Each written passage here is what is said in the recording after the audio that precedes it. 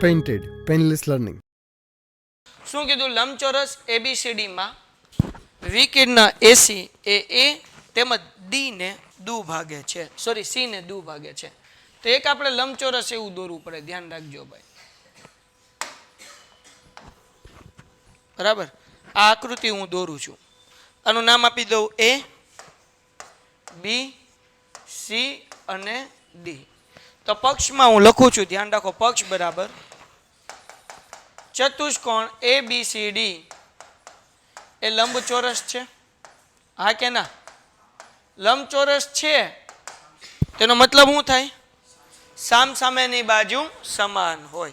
AB બરાબર DC, AD બરાબર BC. Clear થઈ ગયું? લંબચોરસમાં સામસામેની બાજુ હોય. પછી હું કીધું કે વિકર્ણ AC એ A તેમજ તે C ને દુભાગે છે. તો અહીંયા લખું, ઈ પક્ષમાં જ લખું, વિકર્ણ AC એ તેમજ ખૂણા C ને દુભાગે. તેનો મતલબ શું થાય છે ભાઈ? કે અહીંયાથી હું વિકર્ણ દોરી નાખું AC. આ નાની આકૃતિ એટલા માટે દોરી કે પછી ઉપર મૂકી આવીશ. બરાબર, આ વિકર્ણ દોર્યું મેં AC. તો અહીંયા ધ્યાન રાખો, આ છે ખૂણો 1 અને આ છે ખૂણો 2. આ બે ખૂણા કેવા થશે? સરખા થાય. આને દુભાગે કહેવાય. બરાબર ને? અને ખૂણો 3 બરાબર શું થશે? ખૂણો 4. બરાબર, આ ખૂણો શું કર્યો? દુભાગે. દુભાગે એટલે બે ખૂણા કેવા હોય? સમાન હોય. એટલે આપણે અહીંયા લખી નાખીએ. તો તેથી કરીને હું લખું છું, પેલા ખૂણો 1, ખૂણા 1 નું નામ કેમ લખાશે? DAC. તો અહીંયા લખું ખૂણો DAC બરાબર, બીજા ખૂણાના અહીંયાથી લખીએ BAC. બરાબર, પછી આ બે ખૂણા સમાન હોય એટલે આ ખૂણાનું નામ શું થાય? ખૂણો D નહીં, C વચ્ચે આવે બેટા, DCA is equal to BCA. આ પક્ષની અંદર લખ્યું, જે આપણને આગળ કામ આવશે. કોઈને કઈ ડાઉટ છે? ઓકે, હાલો. હવે આ તમે પક્ષમાં ન લખો ને તોય હાલે, ડાયરેક્ટ સાબિતી કરીને આ બધું લખો ને તોય હાલે, પણ લખો તો વધારે સારું એમ. બાકી આ બધું લખવું તો પડે, તો જ આગળ દાખલો સોલ્વ થાય. સાધ્ય શું સાબિત કરવાનું છે? તો કે ભાઈ ABCD ચોરસ છે. બે વસ્તુ સાબિત કરવાની છે. શું છે? ABCD એ શું છે ભાઈ? ચોરસ છે. ઓકે. અને બીજી કઈ વસ્તુ સાબિત કરવાની છે ભાઈ? તો કે વિકર્ણ BD એ ખૂણા B તેમજ ખૂણા D ને દુભાગે છે. બીજું સાબિત કરવું અઘરું નથી, ત્યાં ખાલી એક વાક્ય જ લખવાનું છે. જે સમજવાનું છે એ પેલું કેમ સાબિત થાય એ. હાલો, હવે કેમ સાબિત થાય આપણે એની ચર્ચા કરીએ. જાગોશ ને તમે બધા? ઓકે. હવે ડિયર સ્ટુડન્ટ્સ, આપણને કીધું કે ABCD ચોરસ છે એ સાબિત કરો. ચોરસની ખૂબી શું હોય? ચારેય ખૂણા સમાન હોય. તો આપણે જો એવું સાબિત કરી દઈએ કે ચારેય ખૂણા કેવા છે? સમાન, તો આપણી વાર્તા જે છે એ પૂરી થઈ જાય. તો સાહેબ ચોરસમાં તો ખૂણો 90 ડિગ્રીનો હોય, તો એ સાબિત ન કરવો પડે. તો એ નહીં કરવાનું. કેમ? આપણને શું કીધું? ABCD કેવું કીધું? લંબચોરસ. લંબચોરસમાં ખૂણો 90 નો હોય જ ત્યાં, એટલે ખૂણો 90 નો સાબિત કરવાનું નથી. ખાલી શું સાબિત કરવાનું છે? ચાર બાજુ સમાન છે. તો ભાઈ તમને એક નિયમ ખબર છે જે 7મા ચેપ્ટરમાં શીખી ગયા છો. અગર બે ખૂણા સમાન છે તેની સામસામેની બાજુ કેવી હોય? સમાન હોય. શીખ્યા ને પ્રમેયમાં 7મા ચેપ્ટરમાં? બે બાજુ સમાન હોય તો સામસામેના ખૂણા સમાન, ને બે ખૂણા સરખા હોય તેની સામસામેની બાજુ સમાન. આપણે શીખી ગયા. એ 8મા ચેપ્ટરમાં, સોરી 9મા ચેપ્ટરમાં આવશે. આના પછીના ચેપ્ટરમાં યાદ રાખજો. હાલો ભાઈ, કંઈ વાંધો નહીં, કરી નાખીએ. તો આપણે એ સાબિત કરવાનું છે અહીંયા કે ખૂણો 2 બરાબર ખૂણો 4 થાય અને ખૂણો 1 બરાબર ખૂણો 3 થાય. જો આ સાબિત કરી દીધું તો આપણું કામ થઈ જાય. તો આપણી આગળ એક વસ્તુ તો છે જ, તે ખૂણો 1 બરાબર ખૂણો 2 છે. બરાબર, કારણ કે દુભાગે એમ કીધું, એને કીધું પરિણામ 1. અહીંયા આપણી આગળ છે ખૂણો 3 અને ખૂણો 4, એને આપણે કહી દઈએ પરિણામ 2. 1, 2 પરિણામ તો છે. જાગોશ ને? હવે આ પક્ષ બધાને સમજાઈ ગયું ને? એ અહીંયાથી જ લખ્યું. શું લખ્યું છે? લંબચોરસ ABCD માં વિકર્ણ AC એ A તેમજ તે C ને દુભાગે છે. એટલે કે બે ભાગ કરે છે. દુભાગે એટલે આવડો કયો ભાગ થયો ભાઈ? ખૂણો 1 અને આવડો આ ખૂણો 2. પછી આવડો આ ખૂણો 3 આ બાજુ લખીએ આપણે. આ ખૂણો 3 ને આવડો આ ખૂણો 4. આ દુભાગે એટલે હરખા ખૂણા થાય. તો આપણે અહીંયા લખ્યું, આ ખૂણાનું નામ કેમ લખ્યું? DAC. પછી BAC, આ બે ખૂણા હરખા. ત્રીજા અને ચોથા ખૂણાનું નામ કેમ લખાય? DCA BCA. હાલો, આ ડન થઈ ગયું. એ આપણે હમણાં બે ત્રિકોણમાં લખી નાખશું. ઓકે, તો આપણે ચોરસ સાબિત કરવાનું છે. અહીંયા બે ત્રિકોણ લઈ લઈએ. ત્રિકોણ સમોસા બે લઈ લેવાના, એક ઉપરનું સમોસું ને એક નીચેનું સમોસું. જાગો છો ને બધાય? હાલો, તો ઉપરના સમોસાનું નામ શું છે?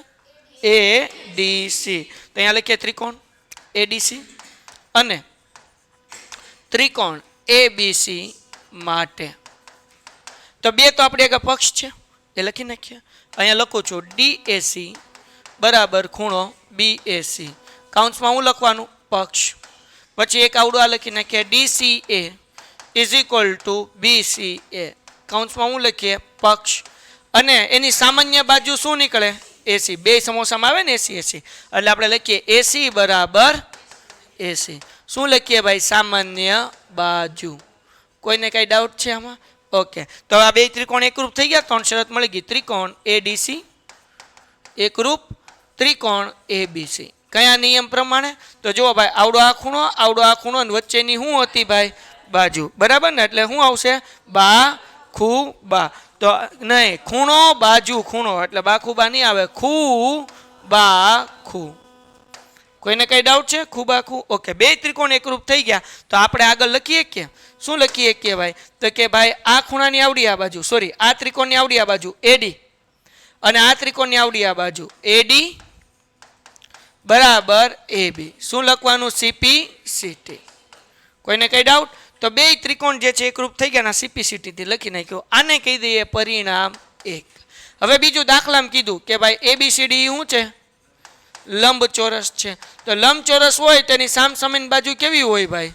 સમાન હોય. તો અહીંયા આપણે લખીએ AB બરાબર DC. આને કહી દઈએ પરિણામ નંબર 3. પછી આ ઊભી લાઈન AD એને બરાબર શું થાય ભાઈ? BC. થાય કે ન થાય? આને કહી દઈએ પરિણામ નંબર 4. તો પરિણામ 1 પછી અહીંયા 3 નો આવે ભાઈ, 2 અને 3. તો પરિણામ 1 2 અને 3 પરથી અહીંયા પરિણામ કાંઈ આપવાની જરૂર છે નહીં. તો આપણે લખી નાખીએ પરિણામ 1 2 અને 3 પરથી. કોઈ ડાઉટ છે? તો પરિણામ 1 ની અંદર શું છે? AD બરાબર AB. હાલો લખી નાખું ભાઈ, AD બરાબર AB. બીજા પરિણામમાં જો AB બરાબર, તો AB તો લખી નાખ્યું. તો DC હવે લખીએ. અને AD બરાબર શું છે ભાઈ? BC. તો આપણે અહીંયા લખી નાખીએ BC. એમ ન ખબર પડતી તો ચારે બાજુ લખી નાખો અહીંયા જોઈને તોય હાલે. અને તેથી સાબિત થાય છે કે ભાઈ ABCD શું છે ભાઈ? ચોરસ છે. ABCD ચોરસ છે. બરાબર? તો આ ચોરસ છે.